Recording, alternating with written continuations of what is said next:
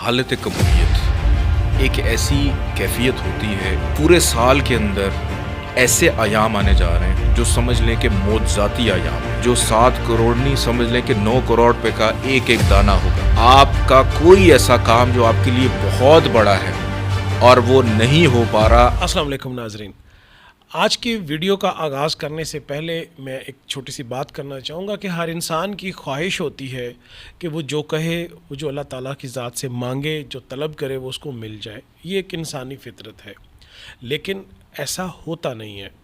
इसके साथ साथ अल्लाह ताला अपने बनाए हुए बंदे को, इंसान को, ये बारहा दफ़ा ये कहता है कि मुझसे मांगो मैं दूँगा।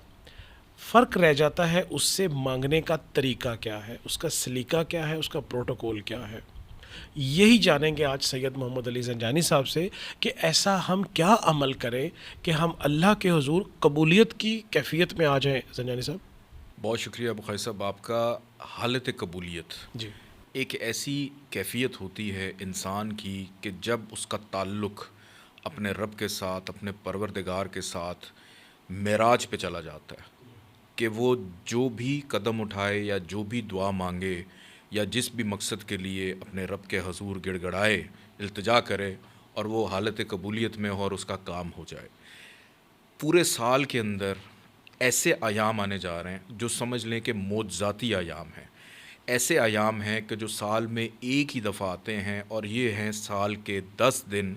और वो 10 दिन कौन से हैं? ज़िलहज के, कि वो महीना जिसमें तमाम मुसलमान जो हैसियत रखते हैं वो रब काबा की तरफ रजू करते हैं, मक्का का रुख करते हैं, हज के लिए जाते हैं, फ़रीज़ा जो फ़र्ज़ है हज का उसको अदा करते हैं।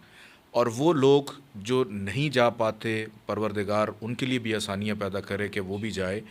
ज़िलहज के अंदर एक ऐसा मुज़ाती अमल है जो बुज़ुर्गान दीन का बताया हुआ है कि आप दुनिया के किसी भी ख़त्ते में बैठे हैं, आप अगर ये अमल कर लें तो आप ऐसी हालत कबूलियत में आ जाते हैं, अपने लिए भी और उनके लिए भी जिनसे आप मोहब्बत रखते हैं, जिनके आप खैर ख्वाह हैं या जिनके काम फंसे हुए हैं, उनके लिए भी आप नियत करके इस अमल को कर सकते हैं।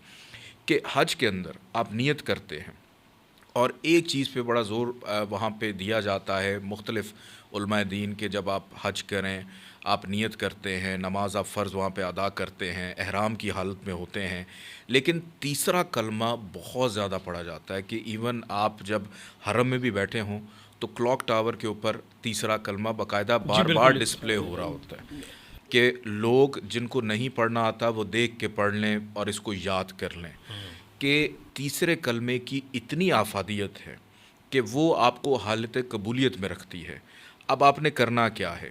यकम ज़िलहज से लेके 10 ज़िलहज तक, अभी इसका एक और भी अमल है वो भी मैं बाद में बताऊंगा, साथ जुड़े रहिएगा। जी जी कि यकम ज़िलहज से लेके 9 ज़िलहज तक आपने करना ये है कि आपने रोज़ाना 300 दफ़ा आप तीसरा कलमा पढ़ें, अव्वल आखिर 14 दफ़ा दुरूद पाक के साथ, और पढ़ने के बाद इसका सवाब हदिया करें बीबी फातिमा ज़हरा सलामुल्लाह अलैहा उनके वसीले से। अपना जो मकसद है उसको जहन में रख के आपने इस कलमे को पढ़ना है। जब 10 ज़िलहज का दिन आएगा उस दिन एक वीडियो हमने की थी 27वीं शब को जौ के दानों पे कि एक एक दाना 7 करोड़ रुपए का है। तो आप यकीन जानिए 10 ज़िलहज का एक ऐसा अमल है जो 7 करोड़ नहीं, समझ लें कि 9 करोड़ रुपए का एक एक दाना होगा, और वो है चावल का दाना। ज़ोहर से लेके असर के दरमियान आपने वो जो दाने हैं 30 दाने लेने, चावल के 30 दाने लेकर, और हर एक दाने के ऊपर आपने 3-3 दफ़ा तीसरा कलमा पढ़ना है। अव्वल आखिर 14 दफ़ा दरूद पाक के साथ, फिर दूसरे दाने के ऊपर 3 दफ़ा तीसरा कलमा पढ़ेंगे, अव्वल आखिर 14 दफ़ा दरूद पाक के साथ। इसी तरह इन 30 दानों को आप एक प्लास्टिक की थैली में अपने पास रखें। अगर काम नहीं ये चलता, उसी तरह जिस तरह जौ के दानों वाला जौ अमल के था। दानों की तरह, अगर आपका काम नहीं चलता आप अपने इसको पर्स में, अपने वॉलेट में रखें। अगर आपकी शादी नहीं हो रही है, कोई बंदिश चल रही है, आप उसके लिए भी इसको कर सकते हैं। आपका कोई ऐसा काम जो आपके लिए बहुत बड़ा है और वो नहीं हो पा रहा, आप इन चावल के दानों को अपने पास रखें। या आपके घर के अंदर जिस बच्चे बच्ची का कोई मसला है, آپ کے شوہر کی نوکری کا مسئلہ ہے, کوئی ایون قید و بند میں بھی ہے, آپ یہ دانے پڑھ کے اس کو بھی دے سکتے ہیں. تو اس کے بعد آپ اس موجاتی عمل کا جو رد عمل ہے وہ آپ دیکھیے گا کہ کیا ہوتا ہے. اور یہ وہ ایام ہیں کہ جس کے اندر ہم عبادت کرتے ہیں. امام حسین علیہ السلام, ایک شخص نے پوچھا کہ حج کا کوئی ایک ایسا عمل جو ہم کر دیں اور ہمارا حج قبول نہ ہو. تو امام حسین علیہ السلام فرمانے لگے کہ حج کرنے کے بعد یہ تصور کرنا کہ میرا حج قبول ہوا ہے یا نہیں ہوا, واہ واہ تو واہ آپ کا حج ختم ہو جاتا ہے. واہ واہ واہ واہ, یہ وہ عبادت ہے کہ کیا آپ نے بات ہے. ادا کرنے کے بعد تصور بھی نہیں کرنا. تو یہ وہ ایام ہیں کہ جس میں آپ جو مانگیں گے اور اس کے بعد اگر یہ تصور کریں کہ پتہ نہیں قبول ہوئی ہے یا نہیں ہوئی, تو ہو سکتا ہے کہ شاید نہ ہو. تو اس نیت سے کریں کہ جو بھی مانگ رہے ہوں گے وہ قبول ہی قبول ہوگا انشاءاللہ.